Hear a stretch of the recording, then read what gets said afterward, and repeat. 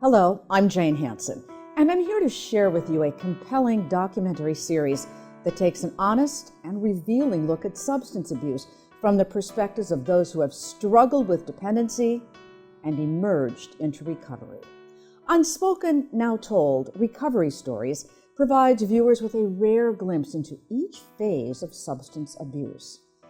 The previously undocumented footage that you're about to watch is part of an ongoing mission to tell stories of substance abuse with the hope that viewers will know there is hope and help, even when things seem at their darkest.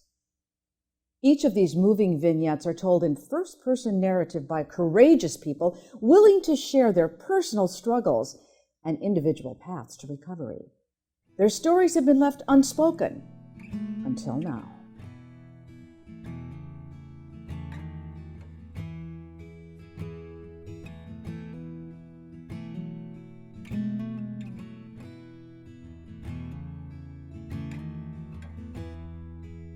You know, I was making $400 or $500 a day, and it was gone. My drug dealer would come out from Queens to Patchogue to give me drugs. I was a good client of his, you know? So it just started this vicious cycle again of getting and finding ways and means to get more. But heroin was a different beast. It controlled my every move. I couldn't do anything without it. Heroin consumed my thoughts. It consumed everything about me. It had a hold on me that I'd never experienced, ever. My whole life was a series of compromises with addiction. I mean, from the very beginning, it was, when you're 9 years old smoking pot, I mean, that's a compromise in and of itself. And then from there, every step that I took where I compromised, it was easier to compromise again. So I was in the bathroom, and I started washing my hands and my face. And I never even looked in the mirror.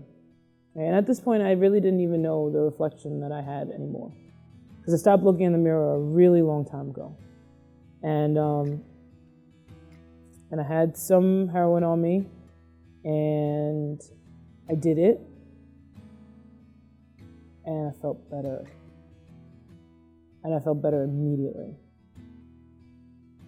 And now, I'm no rocket scientist, but I knew that Sunday morning in July, when I looked at myself in the mirror again after I don't know how long it had been, that I was now addicted to heroin. I knew it, right at that moment. And I knew, because of my previous introduction to some sort of help, in that bathroom, in that moment, every single person that I said I'd never be, I realized I had become. Every single thing that I said I would never do, I did. And it still wasn't even at the extent of what it had went to, right? So I'm now looking at a reflection of a shell of a human being that I didn't even know existed anymore. The only thing that mattered to me was just feeling this feeling. And now I realized that there was no escaping this. And that I had two choices at that point, and I was either going to get help or I was going to die. So I went to my drug dealer's house, and I stayed there for a little while, and he was telling me that I need help. You know, my drug dealer is telling me I need help. My family was trying to say manage it, you know, which is impossible for me. And I overdosed at my drug dealer's house. My drug dealer had to give me CPR on his bathroom floor. And when he told me that I need help, that's when I got scared. Because why would he want me to get help, you know? An ambulance was not called, unfortunately, but he did revive me. I was blue, he said. He did revive me, though, thankfully enough, you know, because he would be at risk, right? So I'd get into these situations where my life almost doesn't matter if someone else is in a different situation. So he didn't call because he had drugs in his home.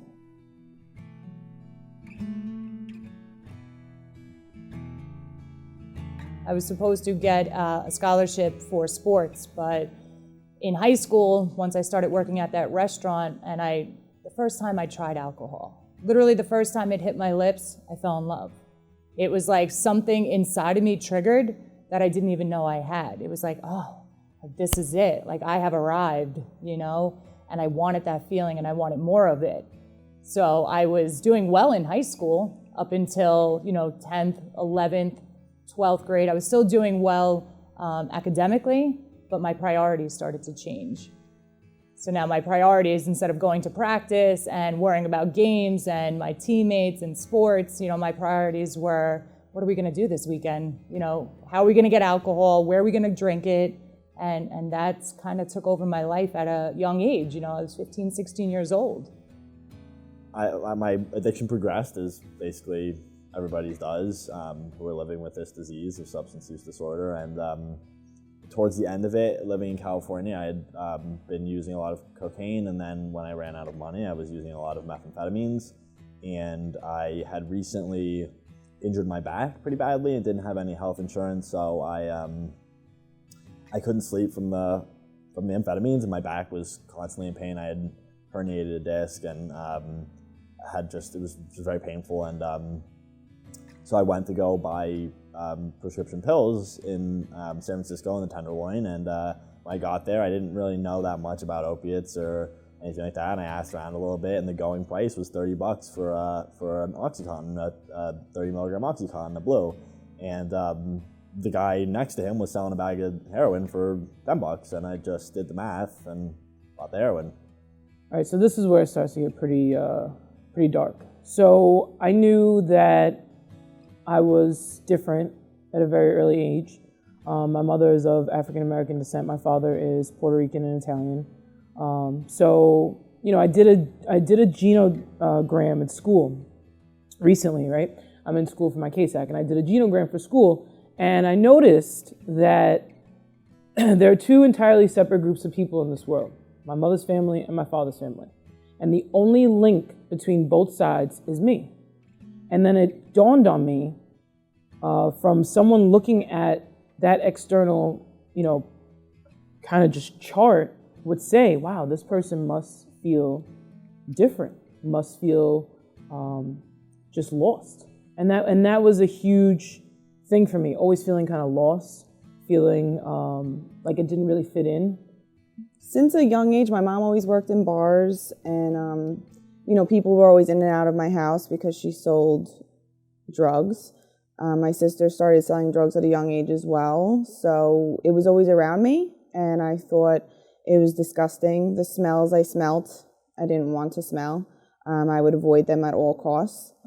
And eventually, from watching them and seeing that when they were sad and they would use either drugs or alcohol, they felt better.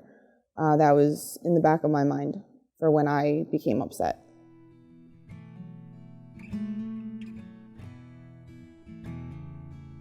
I want to use.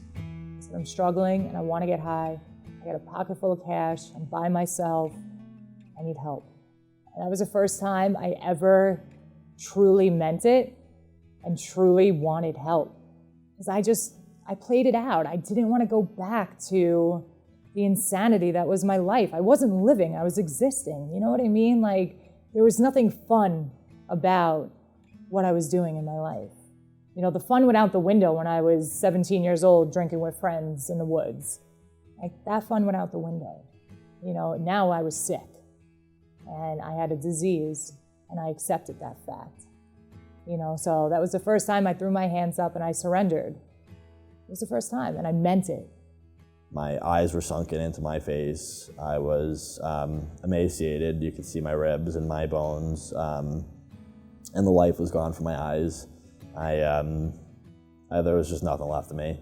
And like when people would see me, the common response was, "You look like you just got out of a concentration camp," that's how severe it was.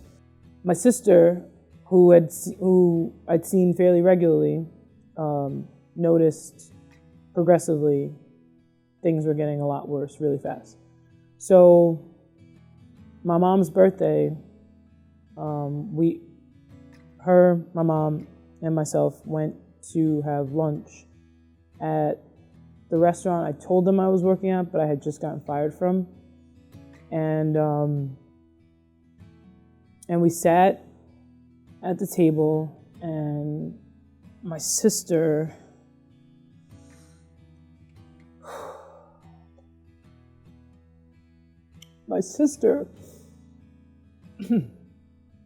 said to me,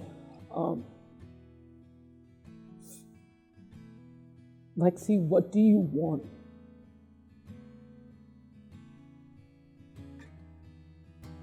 And it was the first time I looked at anybody in the eyes and was completely honest. And I said, I just want to be happy.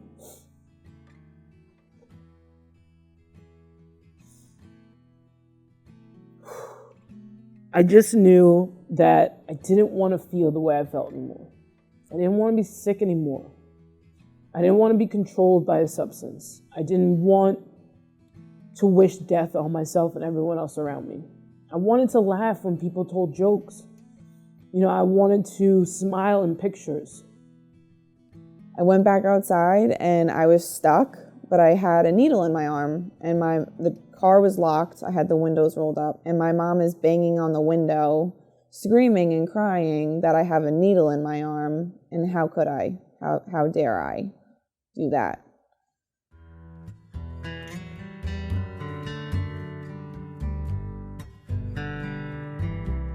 I was very positive. I was making friends who weren't trying to harm themselves anymore, real friends that only had the best intentions for me. We had good conversation. It wasn't always about our past. We'd go to concerts, we'd go out to eat, food shopping was always fun, and I just found people that were like me with, a common past, but they had the ability to change their life, and that's what kept me going. That experience when you wake up like Monday morning and you're like, oh my God, I have to go to work? I never have that. It's phenomenal. Everything I do, listen, I still have bad days, goes wrong, people die, bills need to get paid, but the way that the tools that I have to deal with those things are allow me to move through that without really being, without necessarily having to take away my happiness, right? So, yeah, my life's great. It's great. And it's simple. Go to work, I help people, I come home, eat food, develop a relationship with my higher power, pray, meditate, exercise. It's great. I am so understanding of the process at this point. It has been a process, right? And there is no coincidence that at this point in my life I have been asked to do this, because you wouldn't have gotten anything out of me not that long ago, because the door was shut, right? But I learned, I do not regret the past, nor do I wish to shut the door on it, right? And I no longer look back and say, I wish, right? And I no longer say, this is happening to me or this has happened to me. It happened for me. Because every event, every situation, every time period that has happened in my life has led me up to this moment of gratitude, grace, and dignity, right? So I hold my head high. Right? I don't have the best posture, but I hold my head high, right? And I want to be who God wants me to be. I'm afforded this beautiful life because of recovery. I am beyond blessed. I have my family back in my life. I have a great job. I have friends that love and trust me. I'm a productive member of society. I just went and voted for a library in my town. It's unbelievable, I'm accountable today. I'm responsible. I show up. I'm a dependable person. 4.5 years ago, I was homeless shooting heroin, wanting to die. Not even wanting to die, but not knowing how to live. Like I said, it's unbelievable. And now I get to manage a program as well.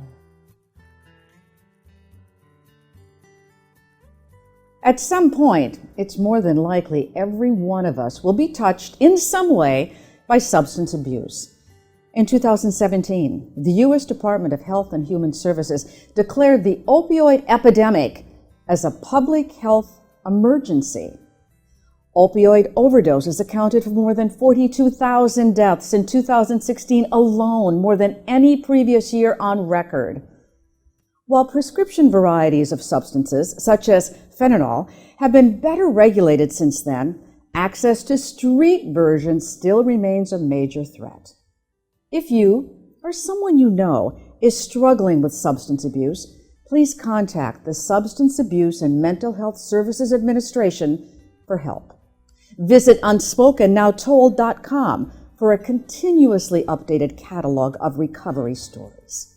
And we thank you so much for watching.